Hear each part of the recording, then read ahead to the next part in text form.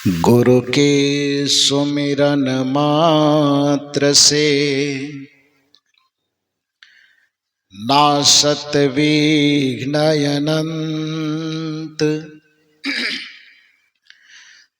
ताते सर्वारंभ में ध्यावत है सब संत। गुरु है बड़ा गोविंद से मन में देख विचार। हरि सिर जय तो बार बार, गुरु सिर जय तो पार। गुरु सिर जय तो पार। मेरे व्यावहारिक एवं पारमार्थिक जीवन की प्रबल प्रेरणा स्रोत परमाराध्य परम पूज्य सदगुरुदेव जी जमुई जिला के खैरा प्रखंड अंतर्गत गिद्धेश्वर पर्वत के समीप परम पूज्य संत स्वामी श्री रंजीत साहब जी के द्वारा स्थापित सदगुरु कबीर आश्रम के तत्वावधान में आयोजित 5वां वार्षिक महाधिवेशन के इस त्रिदिवसीय सत्संग समारोह के तीसरे दिन के समापन सत्र में मंच पर विराजमान मध्य प्रदेश सबलगढ़ सदगुरु कबीर आश्रम से पधारे हुए परम पूज्य संत श्री धीरेन्द्र साहब जी, जिनके विचारों को अभी हम लोग आत्मसात कर रहे थे, अपने आवास में विराजमान दूर दूर से पधारे हुए पूज्य संतगण और वृंदावन धाम से पधारी हुई साध्वी अनुश्री माधव जी एवं इस परिवर्तक स्थल पर विराजमान अध्यात्म प्रेमी सज्जनों तथा देवियों, सबसे पहले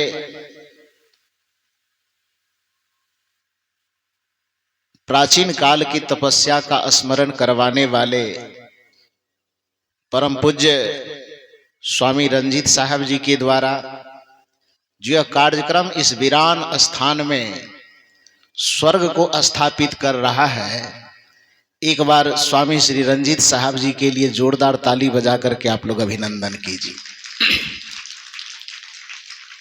कोई भी इंसान अपने घर में वर्षों से संचित संपत्ति के द्वारा जब कोई यज्ञ करता है तो उसमें कितनी परेशानी, कितनी उलझन, कितनी समस्या आती है, सबको पता है।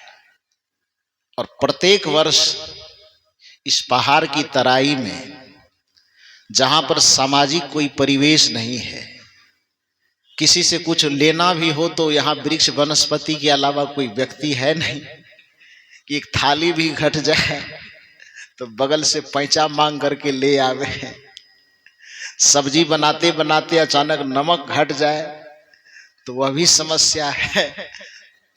तो ऐसे स्थान पर इतनी सुंदर व्यवस्था दे करके एक तीर्थ कायम करने के लिए स्वामी जी को जितनी बधाई दी जाए वह कम है। आप लोग आते हैं, उनसे उनका मनोबल बढ़ता है। इसी तरह से आप लोग उनसे लगाव बना करके इस जगह पर आते रहिए और दिन प्रतिदिन उनके बढ़ते हुए कदम में आपका कदम मिल करके जो उनका उद्देश्य है उस उद्देश्य की प्राप्ति में हम सबको सफलता मिले, ऐसी कामना करता हूं। आप सब लोग हमेशा आते जाते रहिए।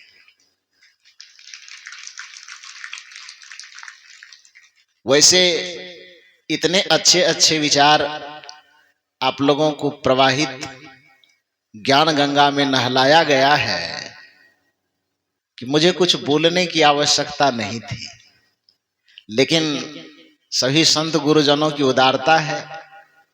मैं भी अभी कार्यक्रम मेरा चल रहा था इस मुंगेर जिला के खड़गपुर में, और फिर दूसरी जगह मुझे कार्यक्रम के लिए जाना था। जानकारी हुई कि कार्यक्रम आज भी चल रहा है, नजदीक में है। तो आप तमाम जितने देवी देवता यहाँ पर बैठे हुए हैं, सभी देवी देवताओं का दर्शन कर लिया जाए, सभी गुरुजनों का दर्शन कर लिया जाए। और जैसा कि हमारे पूज्य साहब जी ने बताया, ये तो उल्टी गंगा बहा दी। इन्होंने कहा कि मेरे मन में अभिलाषा थी कि साहब का दर्शन करो, उल्टी बात है। ये हम लोगों के मन में था कि साहब जी का दर्शन कैसे हो पाएगा। हम लोग तो बिहार में रहते हैं, साहब जी मध्य प्रदेश में रहते हैं। साहब जी आकर के हम लोगों को दर्शन दिए और उसमें ये संजोग बन पाया कि मैं भी दर्शन कर रहा हूं। इसके लिए साहब जी को सादर नमन है, बहुत बहुत बधाई। अब जब माइक थमा ही दिए हैं तो थोड़ा बहुत आदेश का पालन तो करना ही होगा। आदेश का पालन इसी रूप में, जो विचारों का प्रवाह चल रहा था उसी प्रवाह में थोड़ा सा जल मैं भी चढ़ा देता हूं। प्रवाह क्या था कि सबसे सदगुरु कबीर की दृष्टि में सबसे बड़ा धर्म है मानवता। सदगुरु कबीर की दृष्टि में सबसे बड़ा धर्म है इंसानियत। सदगुरु कबीर इंसान के दिल में इंसानियत भर देना चाहते थे, प्रत्येक मनुष्य के जीवन में मानवता भर देना चाहते थे। और उन्होंने बड़े स्पष्ट तरीके से कहा कि चूंकि मनुष्य एक संवेदनशील प्राणी है, जिस मनुष्य के अंदर से संवेदना खत्म हो जाए, जिस मनुष्य के अंदर से दया खत्म हो जाए, जिस मनुष्य के अंदर से प्रेम खत्म हो जाए, जिस मनुष्य के अंदर से करुणा खत्म हो जाए, तो वो ढांचा तो मनुष्य का दिखेगा लेकिन वो पत्थर से भी बदतर होगा। वो एक मनुष्य को मनुष्य बनाता है। इसलिए वेद के ऋषि ने कहा कि मनुर्भवः जनायाम दिव्यम जनः। मनुष्य का शरीर पाने से आप मनुष्य नहीं हो जाते। जब मनुष्य का शरीर पाकर के आपके अंदर मानवीय धर्म उतरता है तब आप मनुष्य हो पाते।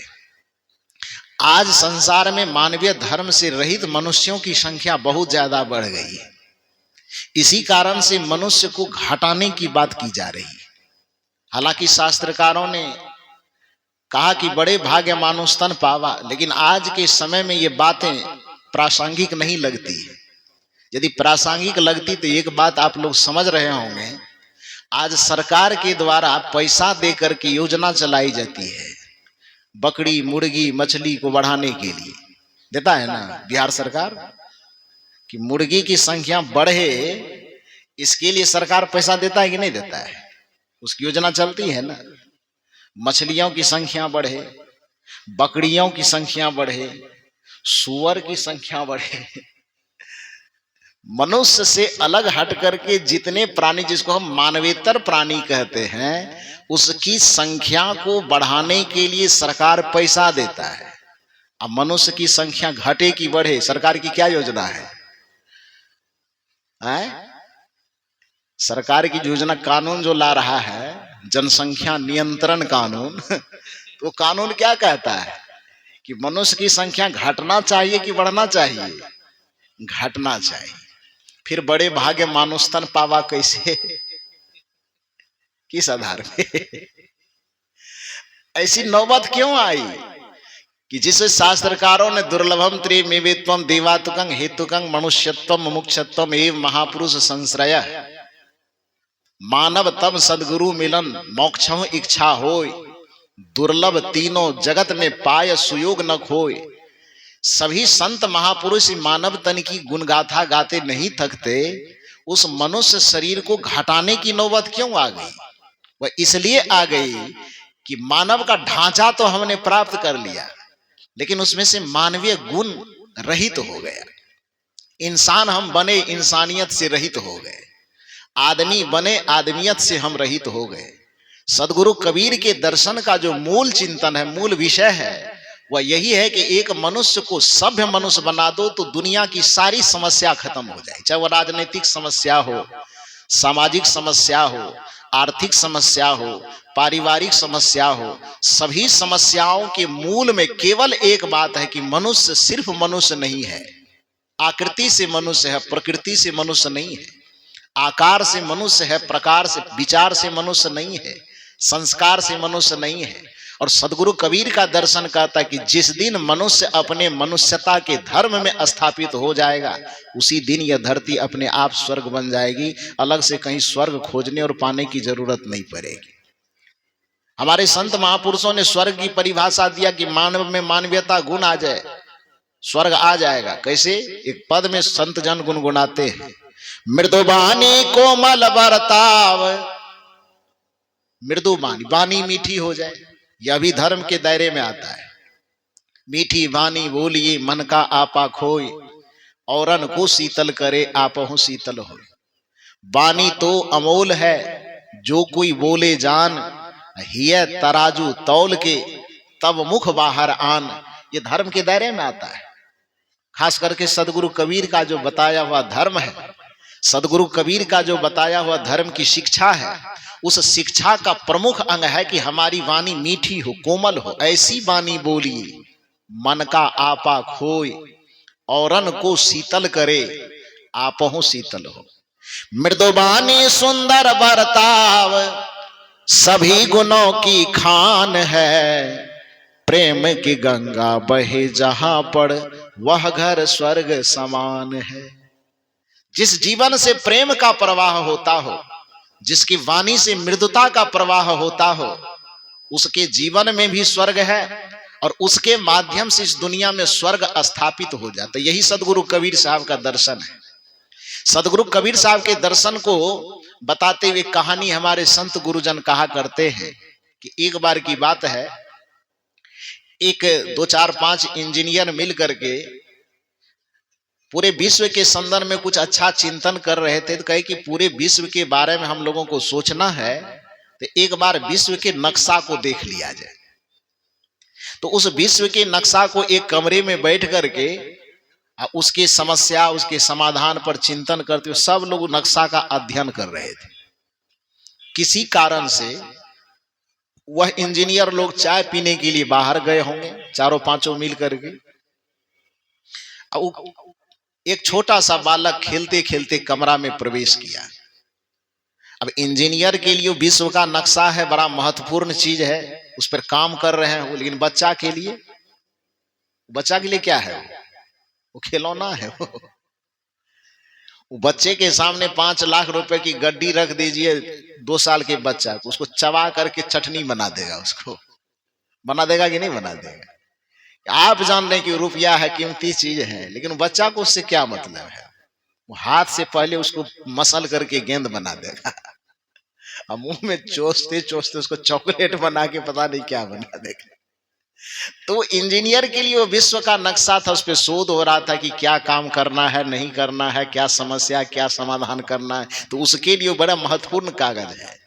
लेकिन एक छोटा सा बालक खेलते खेलते कमरे में प्रवेश किया और उस कागज को दाएं बाएं करके न जीरा मरीच बेचने लायक रखा, न धनिया बेचने के लायक, पूरा चिथरा कर दिया।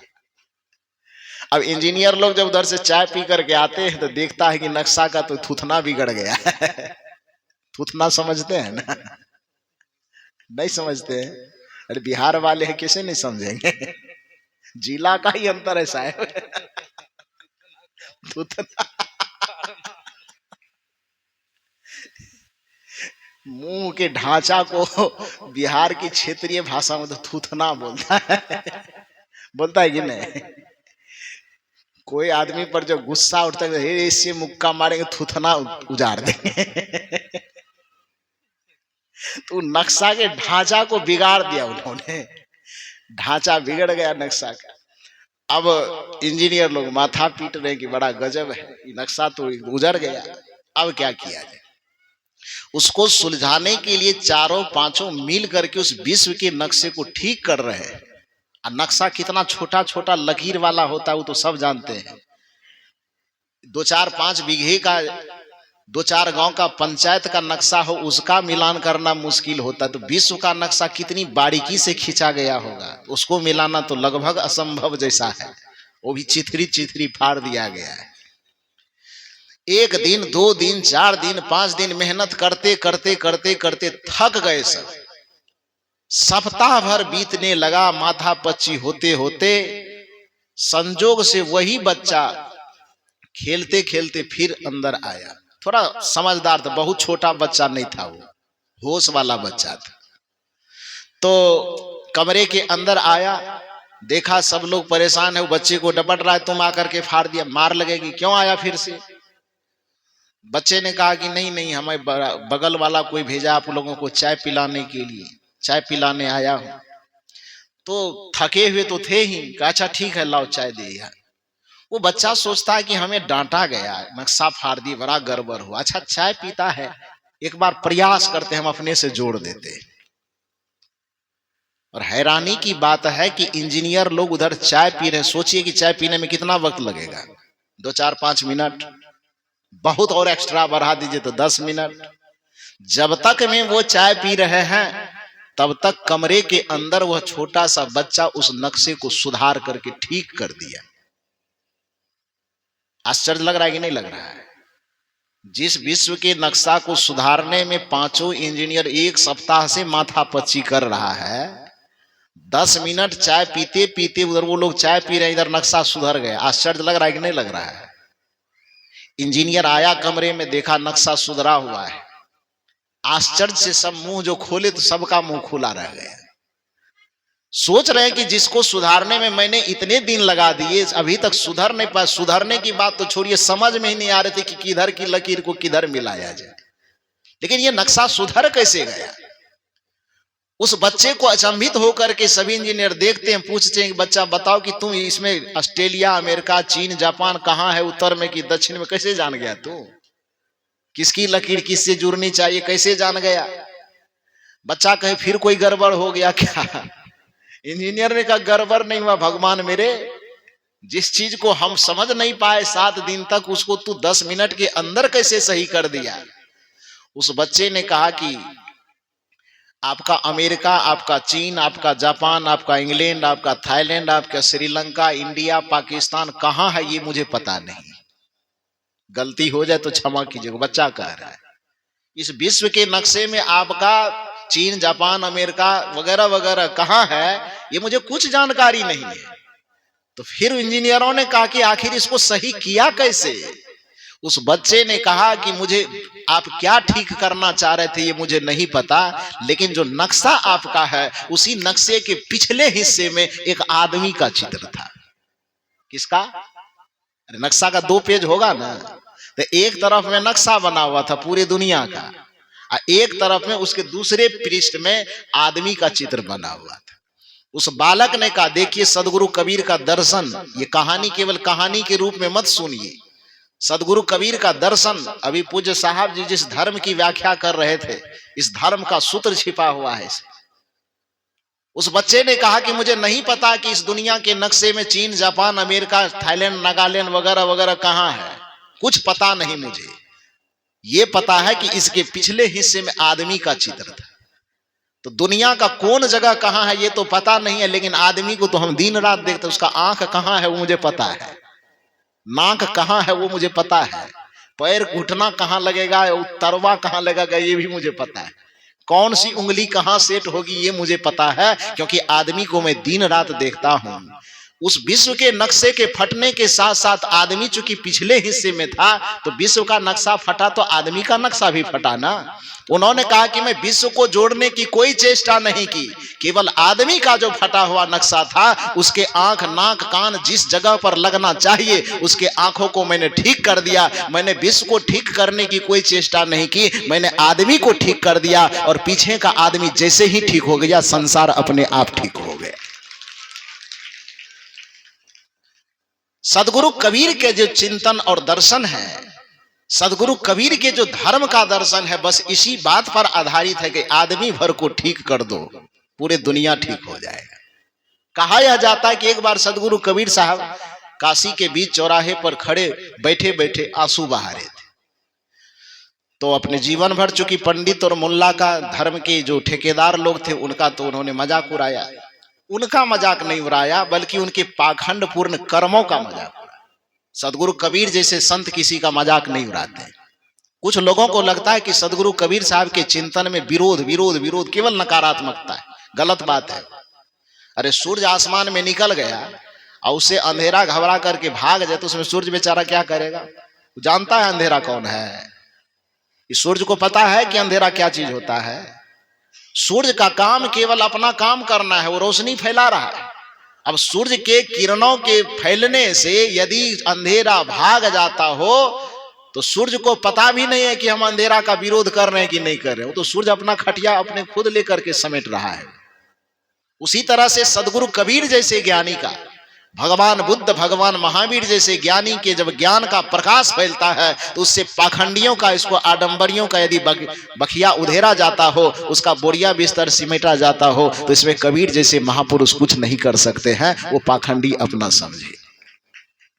सदगुरु कबीर साहब सत्य के पक्षधर है, आडंबर के विरोधी, किसी व्यक्ति के विरोधी नहीं है, पाखंड के विरोधी, धर्म के विरोधी नहीं है, धर्म के नाम पर फैले पाखंड के विरोधी, पूजा के विरोधी नहीं है, पूजा के नाम पर फैले हुए कर्मकांड के विरोधी है, देवी और देवता के विरोधी नहीं है, देवी और देवता के नाम पर लकड़ी ईटा पत्थर को खड़ा करके और उसको देवता बना करके पुजवाने के विरोधी। देवता का कौन विरोध करेगा? देवता की परिभाषा ददामि नित्यम स देवता, जो निरंतर देता हो उसको देवता कहते हैं। जिसमें दिव्यता का गुण समाहित हो, यदि वह पुरुष है तो देव कहलाएगा, और जिसके अंदर दिव्यता का गुण समाहित हो यदि वह स्त्री होगी तो वह देवी कहलाएगी, चाहे कोई भी हो। देव और देवी वह नहीं है जो एक प्रतिमा हम कहा, ठीक है वो किसी अपने जमाने में रहे हुए किसी महापुरुष की प्रतिमा है, तो प्रतिमा में और उसके वास्तविक स्वरूप में अंतर है, रूप में और स्वरूप में अंतर होगा। तो खैर मैं मूल रूप से यह कहना चाह रहा था कि सदगुरु कबीर साहब न मंदिर के विरोधी हैं न मस्जिद के विरोधी, किंतु यह मंदिर और मस्जिद यदि मानवता पर कुठाराघात करता हो तो तब सदगुरु कबीर साहब कहते हैं ऐसे मंदिर को पोखर में भसा दो तो ज्यादा बेहतर है। अब इसमें भी कुछ लोग आरोप लगाएंगे कि कबीर साहब मंदिर मस्जिद पर चोट क्यों करते हैं, तो उन लोगों से मैं निवेदन करना चाहता हूं और आपसे भी इसमें मैं पूछना चाहता हूं कि आप ये बताइए कि आपको अपने हाथ से प्रेम है कि नहीं है? धरती के जितने मनुष्य हैं उसको अपने हाथ से प्रेम है कि नहीं है? आंख से, पैर से, नाक कान से, न शरीर का कोई भी अंग है तो उससे प्रेम है ना? ठीक है, बहुत प्रेम है। अब एक सवाल और है, थोड़ी देर के लिए कल्पना कीजिए, गुरुदेव न करे ऐसा किसी को हो, केवल ये कल्पना है कि जिस हाथ से हम बेहद प्रेम करते हैं अचानक पता चले कि हमारे हाथ में कोई ऐसा घाव हो गया है, ऐसी पीड़ा हो गई है, और डॉक्टर के पास गए, डॉक्टर कहे कि बड़ा भयंकर घाव है। यदि इस हाथ को रखना चाहते हैं तो वह घाव कुछ ही दिन में फैल करके आपके पूरे जीवन पर खतरा डालेगा, आपका जीवन समाप्त हो जाएगा, मृत्यु के मुंह में चले जाएंगे आप। ये घाव खतरनाक है। अब दूसरा ऑप्शन यह रखे कि यदि आप अपने जीवन को बचा करके रखना चाहते हैं तो एक उपाय है कि हाथ को काट करके हटा दीजिए। क्या करेंगे आप? मेरी बात समझ पाएगी नहीं? जिस हाथ से हम बेहद प्रेम करते हैं उस हाथ में कोई ऐसा रोग लग जाए, डॉक्टर हमारे पास दो विकल्प रखे कि यदि हाथ को बचा के रखना चाहते हैं तो 2-4-5 साल या 2-4-10 दिन के अंदर जीवन लीला समाप्त। वृंदावन बिहारी लाल की जय, राम नाम। हाँ, दूसरा विकल्प यह है कि यदि हाथ को आप काट करके फेंक दिए तो 10, 20, 25, 50 साल आराम से जी सकते हैं। डॉक्टर को हम और आप क्या कहेंगे बताइए, ईमानदारी से बताइए। आवाज आप लोगों की कमजोर है कि मेरा कान खराब हो गया है जी? हाथ काट देगा ना? तो अब क्या कहे कि आदमी वो हाथ से उसको दुश्मनी थी इसीलिए कटवा दिया? नहीं, परिस्थिति वैसी आई। हाथ से सबको प्रेम है, आंख से सबको प्रेम है और होना भी चाहिए। शरीर के किसी भी अंग से हमें प्रेम है और होना भी चाहिए, लेकिन यही हाथ, यही आंख, यही नाक, यही कान जिसे हम बेहद प्रेम करते हैं, यदि वह हमारे जीवन पर खतरा पैदा करने लगे तो फिर उस हाथ को भी काट करके हटाने में कोई हिचक नहीं है। सदगुरु कबीर साहब कहते हैं कि हमें मंदिर से भी प्रेम है, हमें मस्जिद से भी प्रेम है, हमें धर्म के समस्त विधाओं से प्रेम है, लेकिन यदि वह मानवता पर खतरा पैदा कर रहा है, इंसानियत पर खतरा पैदा कर रहा है, तो वैसे मंदिर और मस्जिद को काट करके हटा देना चाहिए, उससे हमें कोई आपत्ति नहीं। और सदगुरु कबीर साहब का यह दर्शन आप लोग याद कीजिए, मंदिर तोड़ो, तोड़ना नहीं, सुरक्षित है तो तोड़ना मत, ऐसा नहीं करना साहब जी को तोड़ देना। लेकिन यदि वह मानवता पे खतरा पैदा कर रहा हो, यदि वह इंसानियत में भेद पैदा कर रहा हो, यदि वह भाई भाई को तोड़ रहा हो, यदि वह समाज को तोड़ने में आधार बन रहा हो, तब कबीर साहब कहते हैं हाथ को काटना मत। लेकिन यदि यह हाथ ऐसा रोग फैला रहा है जिससे जीवन पर खतरा पैदा हो, तो वहां पर हाथ को कटाने में भी हिचक नहीं करनी चाहिए। कबीर साहब का चिंतन यही कहता है कि मानवता बचनी चाहिए। मंदिर टूट जाएगी तो बन सकता है, लेकिन मानवता टूट गई तो नहीं बच पाएगा। मानव का धर्म यदि बिखर गया तो फिर मनुष्य की रचना नहीं हो पाएगी, मानवता की रचना नहीं होगी। मंदिर मस्जिद बनते बिगड़ते रहेंगे, उसकी फिक्र, उसकी परवाह नहीं करनी चाहिए। मंदिर तोड़ो, मस्जिद तोड़ो, तो कुछ नहीं मुजाकार बंदे, तो कुछ नहीं मुजाका। देखिए दर्शन कबीर साहब का। मुजाका माना गुनाह। मंदिर तोड़ो, मस्जिद तोड़ो, तो कुछ नहीं मुजाकार बंदे, तो कुछ नहीं मुजाका। ध्यान रहे, पर किसी का दिल मत तोड़ो, यह घर खास खुदा का रे बंदे, यह घर खास खुदा का। साहब कहते मंदिर टूट जाए, मस्जिद टूट जाए, उसकी उतनी परवाह न करना।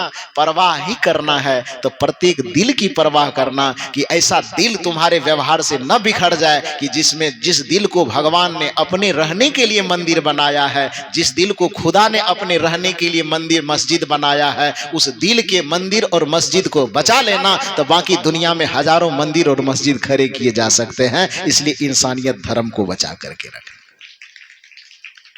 तो शायद लगता है कुछ मैं ज्यादा बोल दिया जी। तो मैं मूल रूप से निवेदन ये कर रहा था कि बुला ही लिया जाए, सब लोगों को अच्छा रहेगा जी। मूल रूप से मैं ये निवेदन कर रहा था कि सदगुरु कबीर साहब किसी की कटु आलोचना नहीं करते, वो केवल सत्य का प्रचार करते। असत्य का अपने आप विरोध हो जाता। अब कबीर साहब क्या करें, वो धर्म का प्रचार करते हैं, धर्म के नाम पर फैले आडंबर का विरोध हो जाए तो कबीर साहब क्या करें। वो पाखंड का विरोध करते, किसी व्यक्ति का, किसी धर्म का, संप्रदाय का वो विरोध नहीं करते। लेकिन लोगों को लगता है कि कबीर साहब मेरा विरोध करते हैं। तो एक दिन कबीर साहब बीच चौराहे पर बैठे बैठे आंसू बहा रहे थे।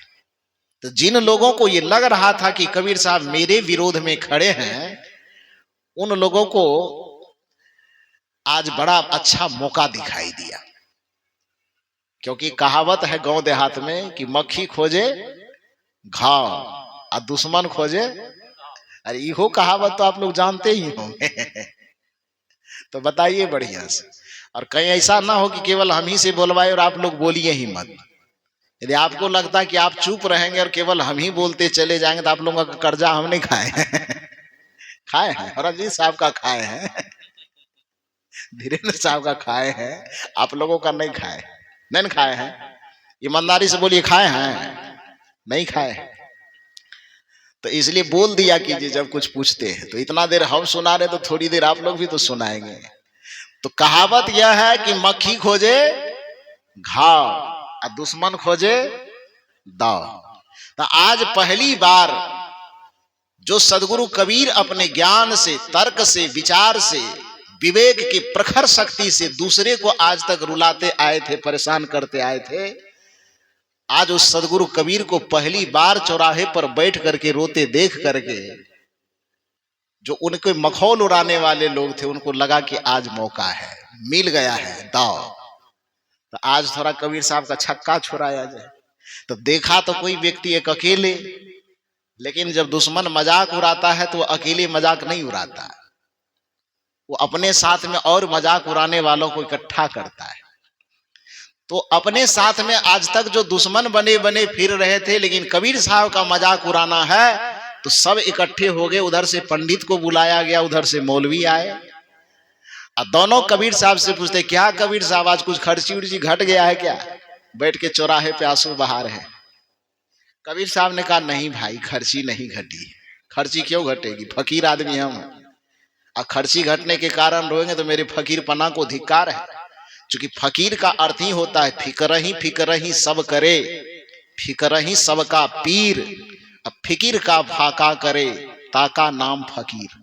फिकर मन चिंता, फिक्र मूल शब्द है, लेकिन उसको आमतौर पे लोग फिकर बोल देते गांव देहात में बोलचाल में। फिकर मन चिंता, परेशानी।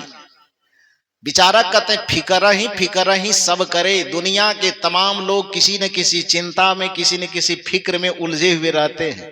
और उन लोगों से, दुनियादारी के लोगों से संतों की जो पंक्ति अलग है, फकीरों की जो पंक्ति अलग है, उसके पीछे का वजह बताते हुए कहते हैं कि फिक्र ही सब करे, फिक्र ही सबका पीर।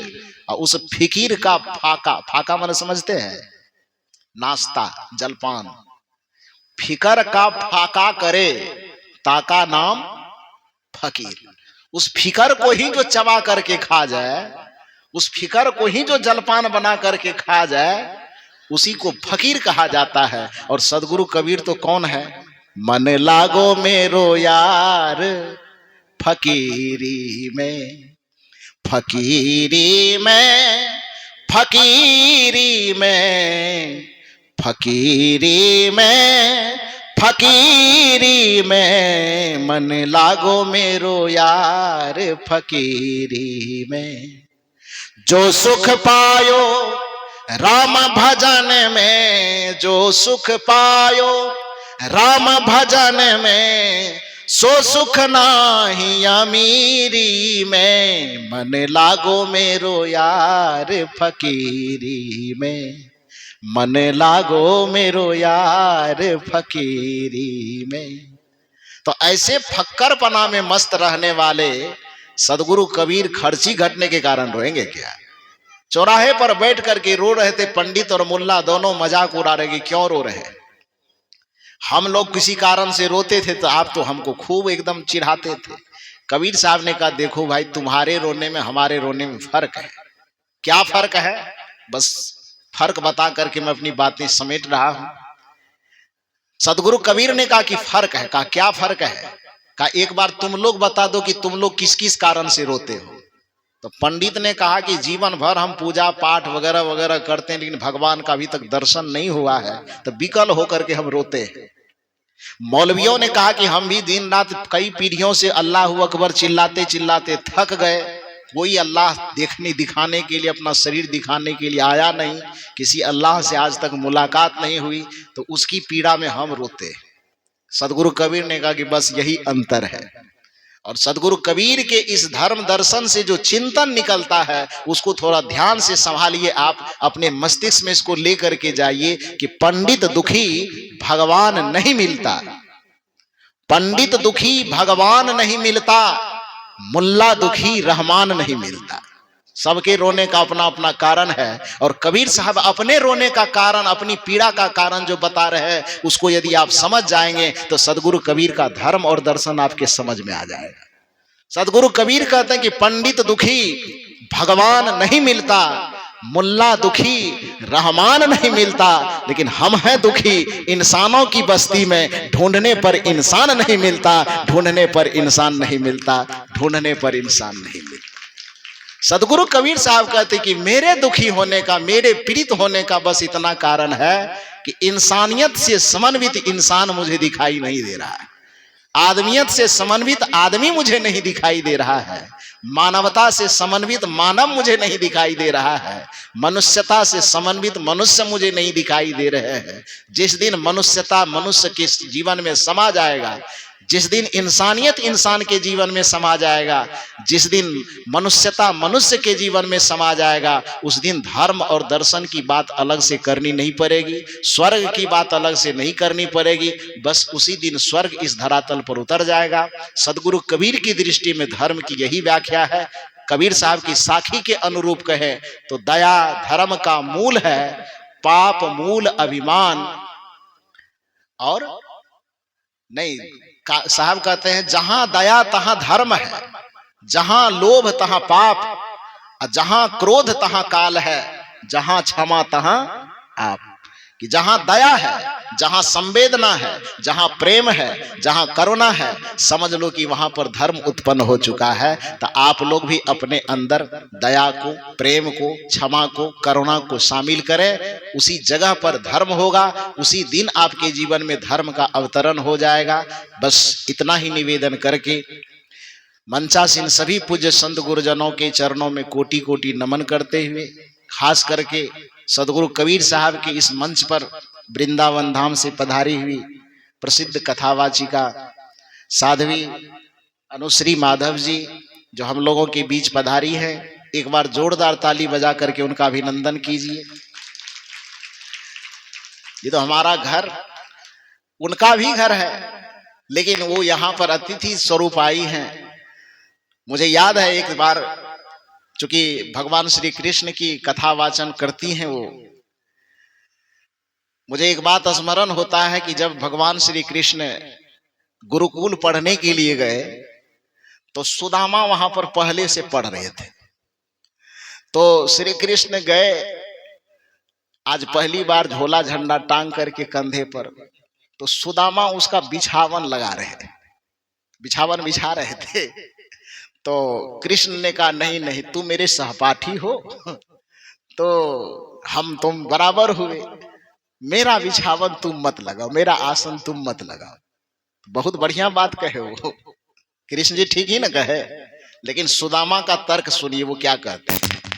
सुदामा ने कहा ये बात तो ठीक है कि हम एक ही गुरुकुल में पढ़ने वाले हैं, आज से तुम आए, हम हालांकि पहले से हैं यहाँ पर और तुम नया नया आए हो, तो कल से हम दोनों सहपाठी बन जाएंगे।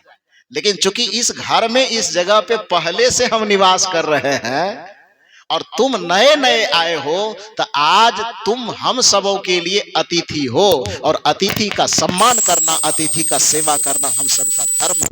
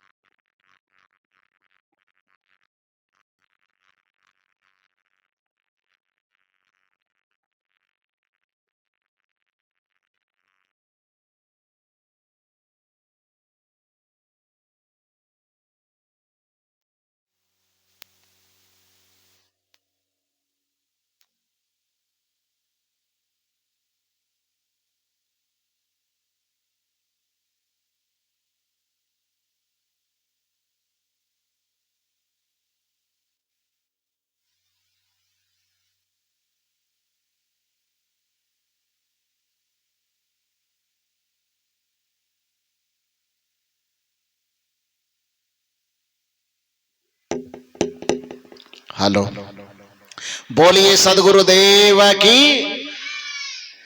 तो मैं निवेदन क्या कर रहा था कि श्री कृष्ण अपने तरफ से कहते हैं कि भाई मैं आपका सहपाठी हूं। सुदामा कह रहे हाँ ठीक है, सहपाठी तो आप है, कोई दिक्कत नहीं, लेकिन सहपाठी कल से बनिएगा। आज आप पहली बार आए हैं, आप हमारे अतिथि हैं, और भारतीय संस्कृति कहती है कि मातृ देवो भवः, पितृदेवो भवः, आचार्य देवो भवः, अतिथि देवो भवः। तो हमारे इस मंच पर सदगुरु कबीर साहब के इस मंदिर में गिद्धेश्वर पर्वत की तराई में साध्वी अनुश्री माधव जी पधारी हुई है। तो एक बार घर उनका भी, मैंने कहा कि गुरुकुल तो कृष्ण जी का भी था, लेकिन पहली बार आने के कारण वह सुदामा के अतिथि बने। तो हम सब लोग यहाँ जो संत जन विराजमान हैं इस पहाड़ की तराई में, हम सबों की अतिथि जो साध्वी अनुश्री माधव जी बनी हुई है, एक बार जोरदार ताली बजा करके उनका अभिनंदन कीजिए। हालांकि वो कह सकती है कि 2 दिन पहले से तो हम आए हैं, नया नया तो आप आए तो यदि नहला पे दहला मारेगी तो गड़बड़ा जाएगा। हमारी अतिथि तब वो नहीं, उनकी अतिथि हम हो जाएंगे। लेकिन कोई बात नहीं, सब एक दूसरे का सम्मान करना, प्रेम करना, एक दूसरे का आदर भाव करना, सेवा सत्कार करना, इसी को तो मानवीय धर्म कहा जाता है। उसी धर्म की व्याख्या हम सब लोगों के बीच कही गई। मैंने भी उसमें थोड़ा सा प्रवाह अपने विचारों का प्रदान किया। अब सभी लोगों को बहुत बहुत साधुवाद देता हूं कि इतनी ठंडी में भी आप लोग संतों के विचारों को सुनने के लिए आप लोग यहाँ इकट्ठे हैं। पूज्य श्री रंजीत साहब जी को बहुत बहुत बधाई, बहुत बहुत शुभकामना देते हुए और पूज्य संत गुरुजनों के चरणों में कोटि कोटि नमन करते हुए दर्शक दीर्घा में विराजमान जितने देव एवं देवियां बैठी हुई हैं उसके हृदय में विराजमान परमात्मा को सादर नमन वंदन करते हुए मैं अपनी वाणी को विराम देता हूँ।